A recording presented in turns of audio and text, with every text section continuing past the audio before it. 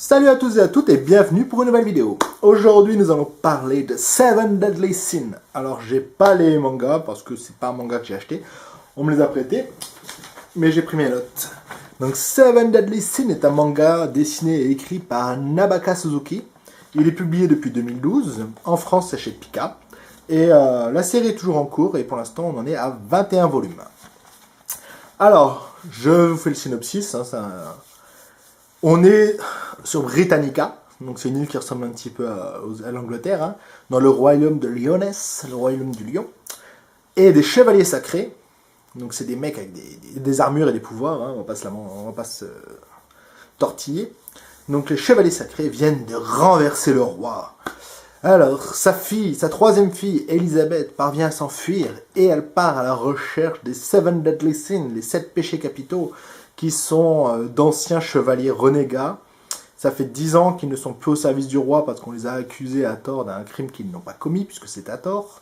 Et voilà, ils sont dispersés. Donc la première partie de l'intrigue, ça va être de retrouver l'équipe, la recomposer, la reformer et aller renverser les chevaliers félons pour restituer le roi. Voilà, en gros c'est ça l'idée. Qu'est-ce que j'ai pensé de ça? Alors, je vais avoir un discours un petit peu paradoxal, c'est que je vais beaucoup critiquer, mais en même temps je trouve ça bien. Donc ça se lit très très bien, le chara design est monstrueux, les armures sont super bien dessinées, c'est vraiment stylé, ça se lit super vite, c'est agréable, les combats sont prenants et tout, les personnages sont très attachants, les relations sont... Pour une fois, je veux dire, dans un shonen, c'est pas un truc prude et naïf et débile comme peuvent l'être souvent les shonen. Là, clairement, le héros, il en kiffe de l'héroïne, il lui parle bien, s'il regarde sous sa culotte, enfin voilà, il est vraiment... C'est un petit peu plus adulte dans le traitement, mais pour autant, ça reste un shonen, on est bien dans un truc pour adolescents, et il n'y a pas de problème. Le problème, si tant est qu'il y ait, c'est le manque d'originalité. On fustige souvent Fairy Tail parce qu'il pompe un petit peu les autres mangas, mais celui-là, j'ai jamais vu quelque chose. Donc, je me suis fait une petite liste, elle n'est pas du tout exhaustive, mais voilà. Alors là, ça va un petit peu spoiler par contre, hein. Si tu l'as jamais lu, c'est du spoil, donc tu peux un petit peu avancer dans la vidéo, j'essaierai de mettre peut-être une annotation si j'y pense, mais bon, alors moi ce que j'ai noté, hein. Le personnage de Ban, qui est le deuxième personnage le plus populaire selon les lecteurs japonais après King. Franchement, quand tu regardes, c'est un mélange entre Hisoka et Grimmjow dans l'attitude et dans le comportement.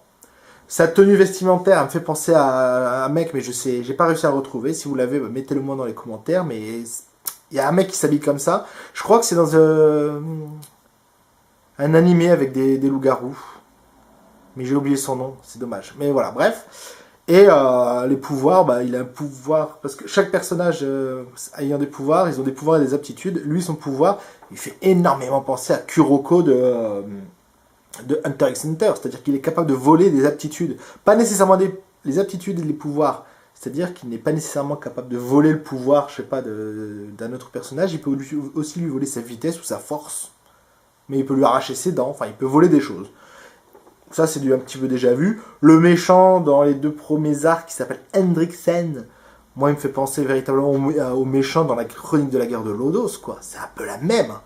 C'est choquant. Sauf que dans le chronique de la guerre de Lodos, Wagner, puisque c'est le méchant, est possédé par un démon. Or, là, ce n'est pas Hendriksen, c'est son complice qui, lui, est possédé, c'est Dreyfus. Donc, je veux dire, mais c'est... Chronique de la guerre de Lodos, c'est de l'heroic fantasy. Là, on est dans du medieval fantasy ou fantastique, mais les similitudes sont grandes dans l'histoire, dans la conception d'équipe et tout. Mais on continue. Diane, c'est un personnage qui est géant, donc les géants, nécessairement, c'est l'attaque des titans, c'est un petit peu One Piece.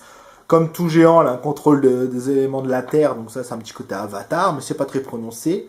La bataille de fin contre Hendrickson, c'est exactement... la bataille de fin contre le père dans Full Metal Alchemist, ça me fait trop penser à ça. Le personnage d'Elisabeth, donc la troisième fille, me fait penser à Saori de Chevalier du Zodiaque, ou à Inoue de Bleach, c'est-à-dire qu'elles ne servent à rien, mais elles arrivent à soigner. Voilà, elles soignent. Hein, voilà, c'est tout. Elles ont une petite spécificité du fait de leur naissance, c'est-à-dire que Saori c'était une déesse réincarnée, elle est un peu druidesse sur les bords, mais voilà, on le saura plus tard. Et ouais, le côté chevalier du Zodiac, c'est à mort. Hein. C'est ça à fond. Des mecs en armure avec des pouvoirs magiques, on est dedans, hein, faut pas se mentir.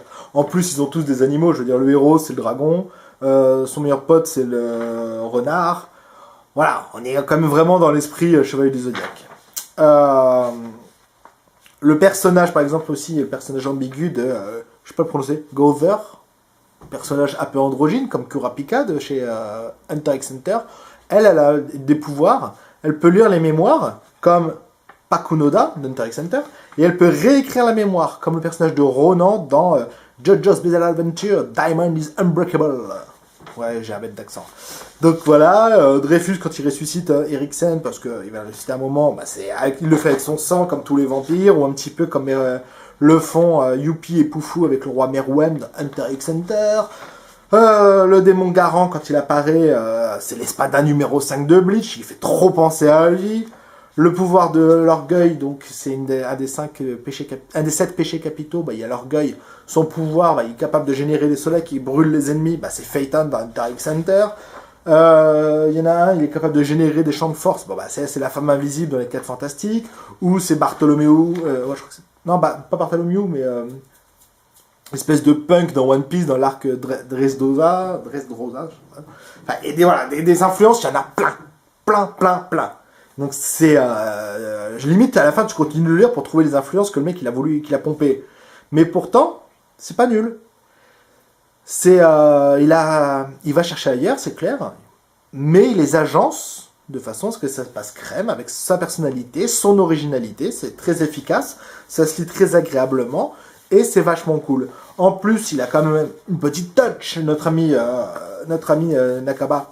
C'est-à-dire que là, pour une fois, bah, les gentils sont associés à des péchés capitaux, et ce sont les méchants qui sont associés aux vertus. Donc ça, c'est un petit peu original, on va dire. Et aussi, une autre petite particularité, j'ai trouvé, c'est que tu peux suivre t'as les 7 personnages, les héros, là, ils sont pas toujours cul et chemise. Des fois, il y a qui ont leur propre intrigue personnelle, et ils se cassent. Donc, je me casse de... Ouais, comme ça. Donc, on va passer d'une histoire à l'autre. Comme ça, ouais, tu sais pas trop pourquoi ça cut. Après, tu repars dans un flashback, comme le flashback avec l'histoire de vampire, et t'alternes comme ça, mais il n'y a rien qui justifie le fait qu'il coupe. Je pense que de temps en temps, c'est l'envie du dessinateur, l'envie de dessiner un truc, puis d'un coup, ça te fait chier, passe à autre chose. Voilà, ça surprend un petit peu, moi ça m'a décontenancé, mais après, bon, ça se suit, hein, c'est pas très compliqué quand même. Autre chose qui est assez rigolo, c'est que le mec, il s'amuse tout le temps à défoncer les paysages, je sais pas pourquoi. À un moment donné, t'as le héros, Méolidas, un truc comme ça, j'arrive pas avec son nom, je suis désolé, qui est... il est adolescent, le mec il a plus de 3000 ans, mais t'as l'impression qu'il a 8 ans. Il est là, il est pensif, il dit oh là là, les méchants ils sont forts, il va falloir que je m'entraîne. Il prend une brindille, il fait un grand coup de truc, et il va te péter une montagne en deux, pour le fun, tu sais pas pourquoi, il coupe des montagnes, voilà. Et les décors, il les défonce dans ce truc, je sais pas ce qu'il a contre ça, il aime bien les dessiner, mais il aime bien les détruire, donc... Voilà, donc bref, à défaut d'être original dans son idée, dans son intrigue et dans son agencement, parce que bon, là où j'en suis, tu vois, les démons, ils se promènent deux par deux, genre Akatsuki, tu sais, pour aller conquérir et exterminer les humains, et puis ils vont se fighter contre les gentils, donc tu vois, c'est pas très truc. Mais il y a des petits moments où tu t'y attends pas, quoi, t'as un petit peu d'originalité quand même par moment, faut pas se mentir. L'agencement des idées est très bonne, c'est très agréable à lire, les chara-designs sont vraiment monstrueux, les personnages sont tous attachants, en plus il y a une originalité, le petit gros, le shoji là, le petit gros de l'histoire, c'est le mec le plus badass, le plus puissant et c'est le préféré des lecteurs. C'est pas le personnage principal, mais il défouraille tout. Quand le héros et son pote, quand Luffy et Roronoa se font défoncer, c'est le petit gros qui arrive et qui à lui seul va éclater les deux mecs. Et là, ça c'est un peu original, ça j'avoue. Et c'est une petite vengeance pour les victimes, donc c'est bien aussi. Donc non, ça se lit très bien, c'est très agréable. Je me les achèterai pas, je vais pas vous mentir, parce que même si c'est bien, voilà, quoi, l'avoir lu chez quelqu'un c'était cool. J'irai pas me le racheter pour moi-même. C'est agréable, c'est bien agencé, c'est bien dessiné, c'est bien intelligent. C'est pas vulgaire, c'est pas trop putassier. C'est pas comme dans Fairy Tail où t'as des zboobs toutes les 3 minutes pour le plaisir d'en avoir. Quand il y en a, c'est que c'est nécessaire. Et voilà, je suis content, je continue de le lire. Les bastons sont dantesques, Chevalier du Zodiacesque, Dragon Ballesque, tout ce que tu veux. C'est bien. Donc c'est un bon manga, voilà, ça se laisse lire et c'est agréable. C'était mon avis. Sur ce, bah, je vous souhaite une agréable journée et je vous dis à bientôt. Ciao ciao.